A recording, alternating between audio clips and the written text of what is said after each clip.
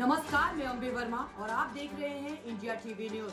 तो चलिए आगे बढ़ते हैं कुछ खास खबरों की ओर। दिल्ली विधानसभा अध्यक्ष विजेंद्र गुप्ता ने कहा, दिल्ली विधानसभा में कल 8वीं सीएजी रिपोर्ट पेश की जाएगी। वाहनों से वायु प्रदूषण की रोकथाम पर यह सीएजी रिपोर्ट विधानसभा के इस सत्र पे पेश की जाने वाली छठी रिपोर्ट होगी। अगले 2 दिनों में इस रिपोर्ट पर चर्चा होगी। यदि अतीत में किसी प्रकार के भ्रष्टाचार के प्रमाण मिलते हैं तो दिल्ली विधानसभा इस पर आवश्यक निर्णय लेने में सक्षम है। 14 सीएजी रिपोर्ट है जो पेंडिंग है, उसमें से कल 8वीं सीएजी रिपोर्ट जो है वो सदन के पटल पर आ रही है और इस सत्र में ये छठी रिपोर्ट होगी। इससे पहले सत्र में 2 रिपोर्ट आई थी और ये कल की जो सीएजी रिपोर्ट है ये वाहन वायु प्रदूषण पर है, उसकी रोकथाम और उसकी असर को कम करने के लिए।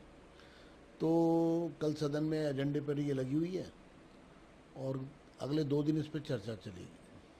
2 दिन चर्चा चलेगी। फिर सर आगे क्या आप लोग की स्ट्रेटजी है? 14 रिपोर्ट्स जो सीएजी रिपोर्ट से उसके आने के बाद क्या जांच कैसे करवाएंगे, आगे कैसे इसका प्रोसीजर है, कुछ बता पाएँ आप?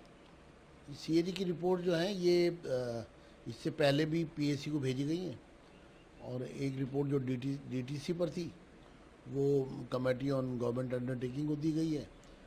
इसके साथ साथ संबंधित विभागों से इस पर एक्शन टेकन नोट मांगा गया है जिसका 1 महीने के अंदर अंदर उनको रिप्लाई करना है और उसके बाद पीएससी में इस पर पैरावाइज जो है डिस्कशन होगा। सीएजी के अधिकारी भी लगातार हमारे संपर्क में हैं, वो भी इन बैठकों का हिस्सा होंगे और इसमें पूछताछ होगी, तमाम कागजात पर विचार विमर्श होगा, विभागों से बातचीत होगी और उसके बाद रिपोर्ट तैयार होगी जो सदन के समक्ष लाई जाएगी और उस पर फिर सदन फैसला लेगा कि उन पर क्या कार्रवाई की जाए। जो भी सीएजी की रिपोर्ट में जिन भी कमियों की तरफ ध्यान आकर्षित किया गया है, जो भी पैसे का जो नुकसान सरकारी खजाने को हुआ है, जो भ्रष्टाचार की बात कही जा रही है, वो अगर उसमें सब सामने आ रही है तो फिर दिल्ली विधानसभा का सदन जो है वो कॉम्पिटेंट है कोई भी फैसला लेने के